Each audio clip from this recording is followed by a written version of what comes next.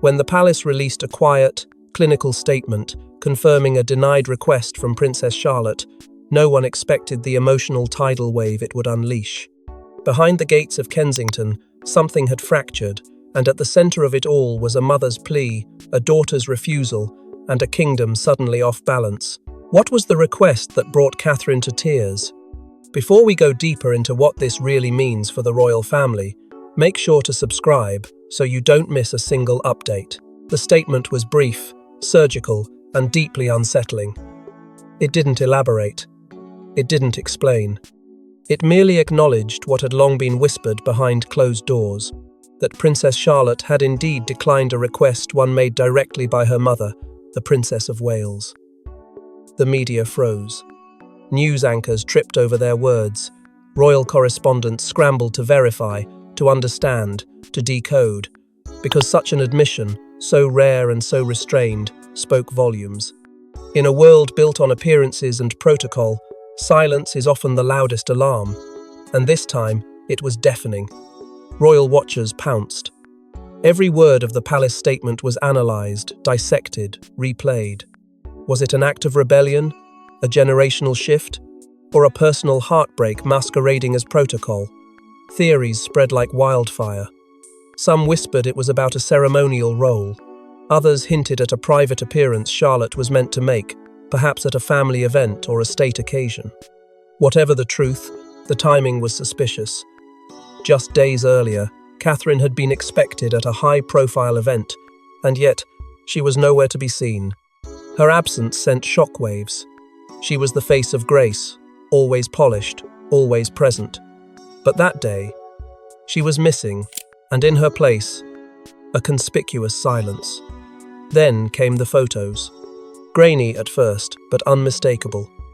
Catherine, eyes puffy, face solemn, sitting alone in the back seat of a car leaving Windsor. She wasn't ill. She wasn't travelling. She was hurting. And it didn't take long for the palace to confirm that it wasn't illness that kept her away, it was emotion. Rumours began to swirl, but it was the source of them that raised eyebrows. Not tabloids, not faceless insiders. These whispers came from staff long-time aides who had watched this family evolve, fracture, and try to rebuild.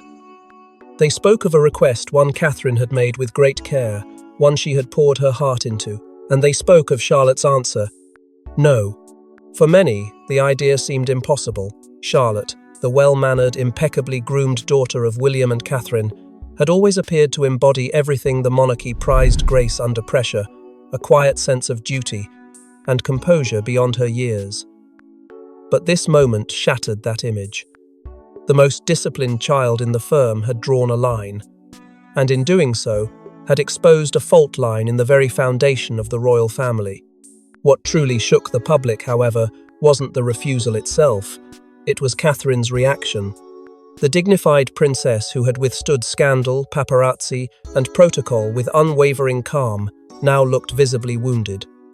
Sources described her as uncharacteristically quiet, withdrawn, and emotionally raw. One courtier even claimed to have seen her openly weep behind the palace walls, a moment so rare, so human, it echoed louder than any official response. But to understand this heartbreak, we must go back into the guarded world of a mother's hopes and the royal legacy she fought to protect. Since the moment she held Charlotte in her arms, Catherine had envisioned a different kind of royal life, a partnership between modern motherhood and monarchy. Her request wasn't just ceremonial. It was a culmination of dreams, devotion, and destiny, and when it crumbled, so did she. From the very beginning, Catherine saw her daughter not just as a royal heir, but as a symbol of transformation. Not merely another generation born into duty, but a beacon of possibility, proof that love and lineage could coexist without fracture. Her vision was never about dominance or strict tradition. It was about reimagining the monarchy as something gentler, more human. She had watched the institution nearly devour those before her. Diana, Harry, even Meghan, and vowed to shield Charlotte from the same fate. But that vow came with a delicate balance, one that eventually collapsed under the weight of hope. The first cracks began, as they so often do, in the quiet. Charlotte's christening had been a glowing affair, draped in lace and history. But behind the smiles and soft hymns, there was a moment almost no one noticed. Catherine, leaning in, whispering something into Charlotte's ear, eyes brimming with something heavier than pride. It wasn't a prayer.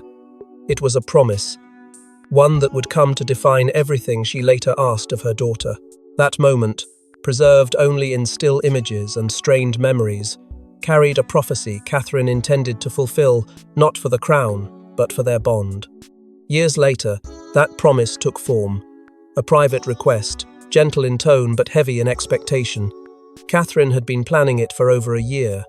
The event itself was to be a defining moment, either a state gathering or an intimate public speech tied to the monarchy's evolving image.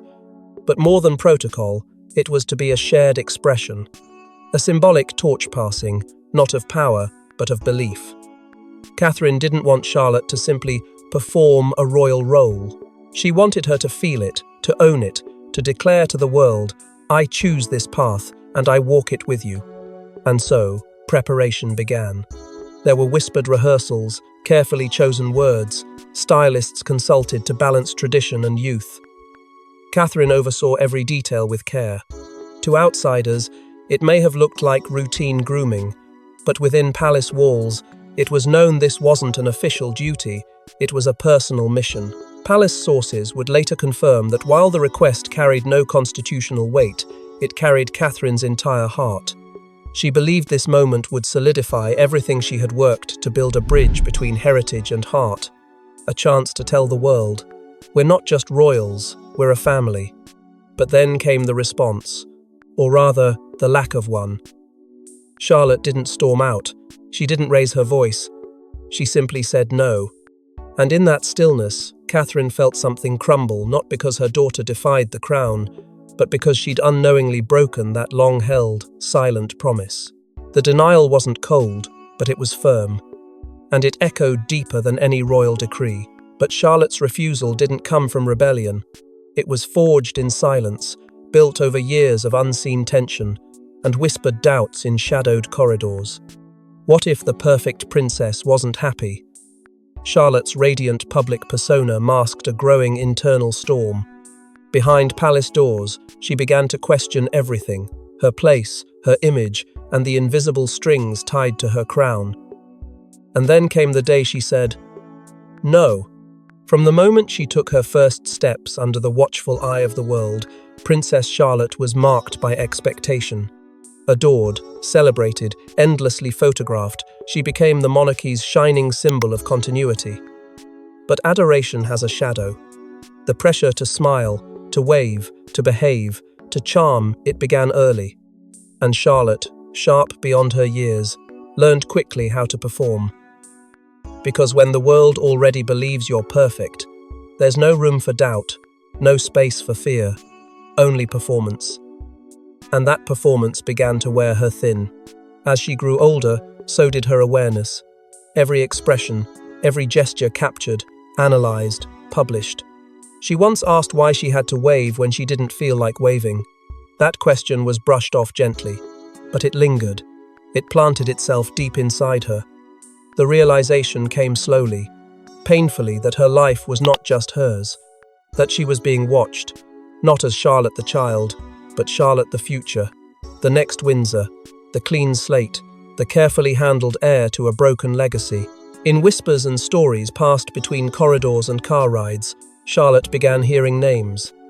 Diana, Meghan, Uncle Harry, names wrapped in scandal, freedom, or both. The rebellious ones, the ones who walked away. And though no one ever spoke of them directly, their stories hung in the air like smoke. They weren't warnings, they were possibilities, each one a window she'd never looked through before. And then one day, she did. The journals came later. Scribbled thoughts, half-formed reflections, private cries for clarity. Pages, according to a source close to the palace, filled with quiet resistance. "I don't know who I am if everyone else keeps deciding," she wrote. And then, "I'm not allowed to say no, even when I want to." One entry, heartbreakingly honest, read, I feel like a doll everyone plays with, but no one really sees. These weren't the ramblings of a confused child. These were the words of a young girl slowly drowning beneath her crown. Rehearsals for Catherine's request only intensified the pressure. Each hour brought more coaching, more smiling, more shaping. Behind closed doors, Charlotte began to fray. She cried when no one was looking. She froze mid-sentence during rehearsals. At one point, she reportedly whispered to her nanny, with tears in her voice, "I don't want this to be who I am. Not in anger, not in defiance, but in quiet desperation." It was a cry for permission to be real, to be seen, to be free. The image of the perfect princess was unraveling, but not in public. In silence, in solitude. And as Charlotte battled herself, another war was brewing in the palace halls between tradition, image, and the fragile trust within the royal family. Inside the palace, the refusal wasn't just personal, it was political.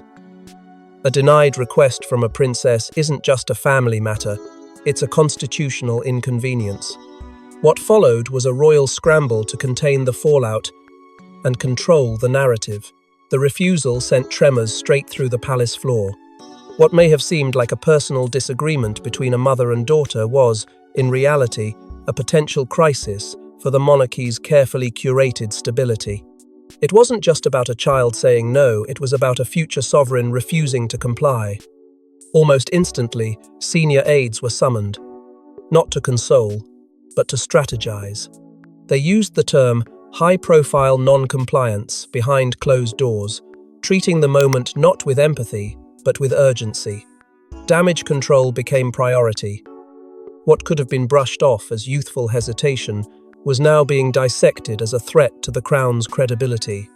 William, often the balancing force between emotion and institution, was said to be visibly shaken. Torn between his loyalty to Catherine and his protectiveness toward Charlotte, he reportedly withdrew from several meetings and appeared deeply conflicted. One insider revealed that William's face betrayed the look of a man who realized too late that the royal machine might be grinding his own family to pieces. He had stood at the heart of the monarchy his entire life, but now found himself at the center of its most intimate crisis. Catherine was devastated, Charlotte was defiant, and William, he was drowning in the middle. It was then that Queen Camilla allegedly stepped in, not as a grandmother figure, but as a monarch's consort concerned with continuity. Her intervention, palace insiders suggest, was firm and calculated. She reportedly insisted that protocol had to be preserved at all costs and offered to mediate between the parties. But there was no room for mediation. What had been broken was not tradition, it was trust, and no speech or ceremony could undo what had already been denied. Balmoral, usually a place of respite, became the scene of confrontation. A private family dinner quickly turned tense, sources claiming that voices were raised and tears were shed. Charlotte, it said, remained composed but unwavering. She would not change her mind. Her quiet resolve reportedly left the table in stunned silence. No one had prepared for this, not because they didn't expect pushback, but because they never imagined the pushback would hold. Behind the scenes, media suppression orders were issued. Journalists were warned. Royal correspondents were strongly discouraged from asking questions. Yet, the whispers began leaking through aides, former staff, even extended royal connections. It was too late. The palace could not keep the lid sealed, and the more they tried, the louder the curiosity grew. One senior courtier, with decades inside the firm, reportedly described Charlotte's act as unprecedented in modern monarchy. Not because it was dramatic, but because it was deliberate. It was a declaration of autonomy from within an institution that had never allowed it. For the monarchy, this wasn't a tantrum, it was a message, and they had no script for how to respond. But when the palace failed to silence the story, the public started asking questions, and what they found turned shock into uproar. As the truth surfaced, the nation divided. Suddenly, a private moment had become a public referendum on power, parenting, and what it truly means to be royal. Within hours of the leak, the media erupted.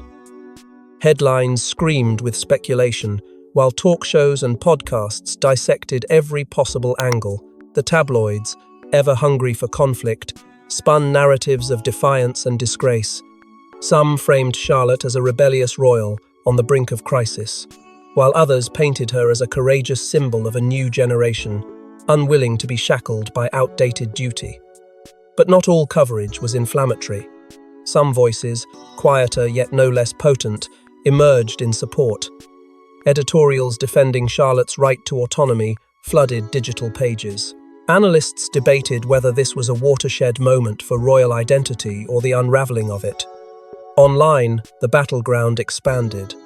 Hashtags exploded overnight. Stand with Charlotte trended globally, a rallying cry for those who saw her as a beacon of individuality in an institution rooted in control. But just as loud was Team Catherine supporters who empathized with a mother's heartbreak, who saw Catherine not as a force of pressure, but a woman torn between personal longing and public image. The conflict became bigger than the crown. It became about motherhood, generational trauma, and the price of legacy. Celebrities chimed in, fueling the fire. A young pop star praised Charlotte's courage to live freely, while an acclaimed actress warned that the monarchy may be collapsing from within. Influencers, psychologists, and even former palace insiders contributed to the conversation, each take more polarizing than the last. It no longer mattered what actually happened. What mattered was what it represented. The story was no longer under the palace's control. It belonged to the people now, and they were writing their own versions of it, minute by minute. Then came the moment that changed everything. Catherine, expected to make a routine appearance at a children's hospital, arrived subdued. She smiled, she waved, but when she spoke, her voice trembled. She paused mid-sentence, visibly shaken. And though the cameras cut away quickly, those present said it was unmistakable. Catherine had choked up, not from fatigue, not from pressure, from grief. The emotional fracture had reached the surface. For the first time, the public saw not the poised princess, but a mother breaking quietly beneath her title. The monarchy, already battling the optics of modern irrelevance, took another hit. Social media turned what once would have been a palace-contained scandal into an uncontrollable global storm. No statement, no protocol, no carefully posed photograph could compete with the rawness of a single tear. The image of royal invincibility cracked further, revealing what many feared but few had dared to voice, that the institution, built on silence and survival, was now bleeding in public. As the world debated, Catherine made one final desperate attempt to heal the fracture, but it only made the wound deeper. Behind velvet curtains, Catherine reached out tears, letters, even an intimate family intervention. But Charlotte, with trembling lips and tear-filled eyes, remained unmoved. What had once been a moment of connection was now a canyon of silence neither mother nor daughter could cross. It began with a letter, not typed, not dictated, written by hand, by a mother no longer speaking as a royal, but as a woman unraveling. In carefully chosen ink, Catherine poured everything she couldn't say aloud, memories of lullabies, whispered dreams in Kensington's stillest nights, all the moments they had once shared before tradition and titles had begun to wedge themselves between them. She ended the letter not with an order, but with a plea. If you cannot say yes to the request, at least don't shut me out. The note was left on Charlotte's pillow, but no reply ever came. What followed was even more devastating. Charlotte, always expressive, fell into a silence deeper than words could reach. She stopped mentioning the incident entirely. Whenever the topic crept into conversation, she would turn away or withdraw completely. No explanation, no argument, just cold, controlled quiet. The palace may have called it privacy, but those close to the family knew it as something far more dangerous: emotional exile. A desperate attempt was made to salvage what little remained. A private retreat was planned, just the immediate family, tucked away in Norfolk, far from the cameras and obligations. The hope was that away from the palace walls, healing might find its way through the cracks. But even there, the air was thick with tension. Meals were silent. Walks were brief, and the conversations never touched what mattered most. Catherine tried again, small gestures, gentle encouragement, but Charlotte remained composed, polite, but distant. It was clear. Her decision wasn't changing.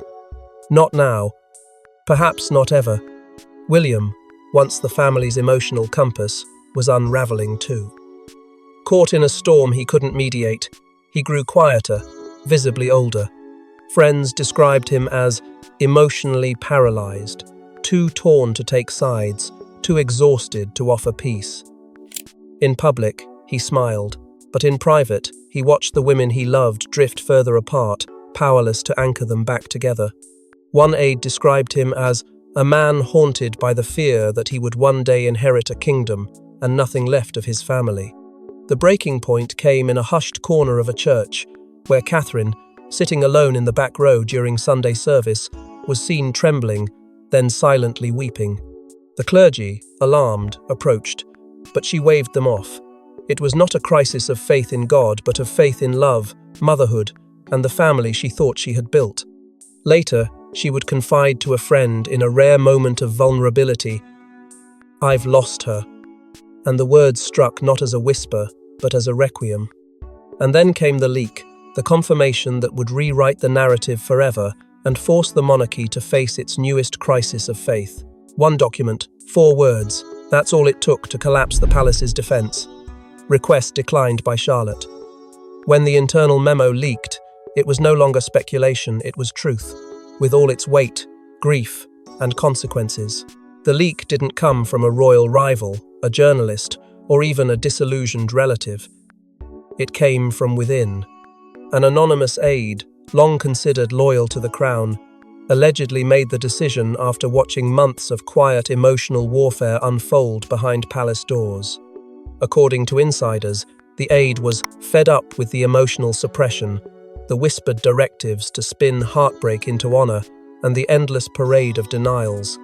And so, in a single act of quiet rebellion, the aide handed the truth to the press not out of malice, but mercy. The world deserved to know what was really happening behind those cold, polished walls. The memo, stamped with an internal seal and marked confidential, was chilling in its simplicity. The line read, "Request declined by Charlotte." Nothing more. No context. No elaboration. But for the press and for the public, it was everything. Confirmation that Catherine's plea had been real. Confirmation that Charlotte had refused. And confirmation that the palace had spent weeks pretending otherwise. The fallout was instantaneous. Headlines roared. Morning shows cancelled scheduled guests just to cover the leak. Social media lit up with fury, confusion, and morbid fascination. The palace went into immediate lockdown. Spokespeople issued carefully worded non-statements. No comment became the default response to every inquiry. Staff were warned, phones confiscated. And for the first time since the early days of Diana's war with the crown, the royal institution looked genuinely shaken. This wasn't a scandal of scandalous behavior. It was a scandal of truth, a moment the monarchy had tried to bury, unearthed for the world to see. Catherine vanished from public view. No events, no appearances, no acknowledgements. Her silence only fueled the storm. Rumors swirled of emotional collapse, of isolation, of a woman unraveling under the unbearable weight of a mother's failure made global spectacle. Even supporters began to question the silence. Why hadn't the palace told the truth from the beginning? Why pretend nothing had happened when everything had? As journalists and commentators speculated wildly, one question clawed its way to the center of the frenzy. What exactly was the request? Some believed it was an oath, something formal, ceremonial, a public affirmation of Charlotte's role. Others suspected it was a title, offered prematurely in hopes of binding Charlotte to the crown more tightly. The most shocking theory suggested it was a televised address, an unprecedented speech from Charlotte herself, written by palace aides but delivered as if it were hers. A performance cloaked in duty, one that Charlotte could not bring herself to fake. And now, with the lie exposed, the press turned sharply on the firm. "Has the monarchy lost control of its heirs?" asked one headline. Another read simply, "Truth, tears, and the end of obedience." For decades, the palace had mastered the art of concealment. But now, its most vulnerable truth had slipped through its grasp, and the world wasn't looking away. With the truth now public, one question remains: what happens to a family when trust, duty, and love collide in front of millions? Charlotte's choice didn't just change her relationship with her mother, it changed the future of the monarchy itself. In her quiet defiance lies a blueprint for a generation unwilling to inherit burdens they didn't choose. Will the monarchy adapt or break? Even in her silence, Charlotte had spoken volumes. To some, she had become the reluctant heir of a fading empire, the girl who dared to say no to a system that had consumed so many before her. To others, she was the spark of a necessary reckoning, proof that even within the most ancient institutions, the tide could still turn. Analysts and insiders alike now found themselves asking not whether she would take her place in the future monarchy, but whether there would be a monarchy left to inherit at all.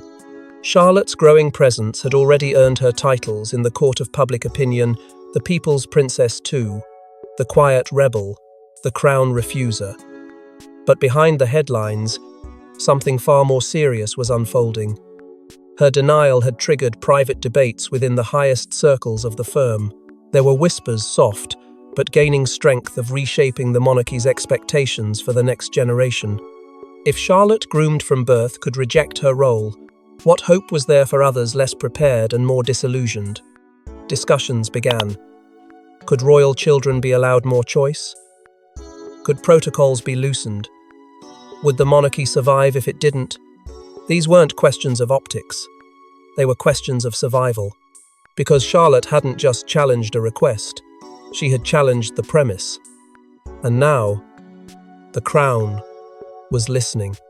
At the heart of the storm stood Catherine. Once hailed as the monarchy's future matriarch, she now found herself caught between two painful truths. Her dream of a united, modern royal family had crumbled, and the daughter she loved had become the face of that undoing. Where once Catherine symbolized hope and legacy, she now carried the weight of a mother misunderstood, her pain etched into the very fabric of public debate. The woman who had envisioned a softer monarchy through love now stood as a cautionary tale of what happens when love is not enough. But outside the palace gates, something remarkable had begun to shift. Public sentiment, once tightly aligned with duty and decorum, was beginning to tilt. The people weren't asking for more pageantry. They were asking for honesty, for emotion, for humanity. In Charlotte's refusal, they saw not weakness, but strength, not entitlement, but integrity. For the first time in recent memory, it was not the crown that felt powerful, it was the voice that challenged it. And so, the question rose: was Charlotte a threat to the monarchy, or its only hope for relevance in a world that no longer bows blindly to tradition? That answer remains unclear. But what is certain is this: Charlotte's no has created a permanent scar in the royal script. A moment too loud to be erased, too human to be dismissed. But while the world watches her every move, one final question remains buried in silence, the one no royal dare answer aloud. Behind closed doors, two hearts still ache. A mother and a daughter forever bonded, yet worlds apart. Will time heal what duty broke? Or is this the beginning of a new royal tragedy, one written not in scandal but in silence? The aftermath was not explosive, it was quiet, unsettlingly so. There were no more meetings, no more interventions, no more requests. Just a stillness that settled over the family like fog. Catherine, once radiant in her resolve, became a figure of quiet grief. Those closest to her described a woman moving through days with mechanical grace, her voice softer, her smiles tighter. And Charlotte, still poised, still polished, was no longer the child being led. She had taken a stand, but at a cost no one could fully measure. The two women remained under the same roof, surrounded by tradition, but emotionally adrift, connected by blood, yet exiled by silence. Private sources reveal what public appearances never could. Charlotte, they say, feels profoundly misunderstood. Not rebellious, not cruel, but unheard. She didn't mean to wound her mother. She meant to save herself. Yet even in her quiet strength, she has felt the weight of Catherine's heartbreak like a shadow she cannot escape. And Catherine, for her part, grieves not for lost obedience, but for the fracture that followed. In hushed conversations with trusted confidants, she has mourned the loss of connection, a phrase so simple, yet so devastating. Not a loss of love, but the kind of closeness that once made them inseparable. Meanwhile, the monarchy moves forward. New engagements are scheduled. Events unfold as if nothing happened. But for those paying attention, the distance is unmistakable. At ceremonies and public outings, Charlotte and Catherine are rarely positioned side by side. Glances are brief, interactions feel rehearsed. The warmth that once radiated effortlessly between them now flickers behind carefully staged moments. The public, too, has noticed, but no questions are asked. The royal family has mastered the art of pretending, and this time they wear that mask more tightly than ever. Psychologists observing from afar have begun to weigh in, not on scandal, but on sorrow. Many point to a cycle long embedded within the royal lineage, generational trauma passed through duty, silence mistaken for strength, and the emotional cost of being born into a role before you understand the meaning of your name. They ask not what went wrong, but whether this outcome was ever avoidable within a family taught to perform before they are allowed to feel. And then, in a fleeting moment that escaped no one, came the image now etched into collective memory. A balcony appearance routine, symbolic and yet heartbreaking. Catherine stood smiling, graceful as always, but her eyes scanned the crowd and then found Charlotte. The camera caught it, a smile still on her face, but tears glistening in her eyes. No words exchanged, no gestures, just a silent acknowledgement of a bond changed forever. In the grand theatre of royalty, even the smallest act of defiance can shake an empire. And sometimes, the deepest wounds are the ones no crown can ever mend. Thanks for watching. Don't forget to like and subscribe, and we will see you in the next one.